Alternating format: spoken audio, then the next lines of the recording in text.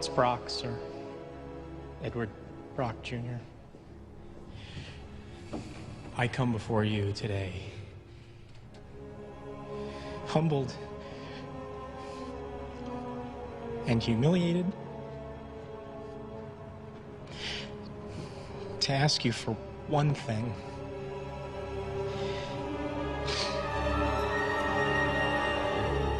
I want you to kill Peter Parker.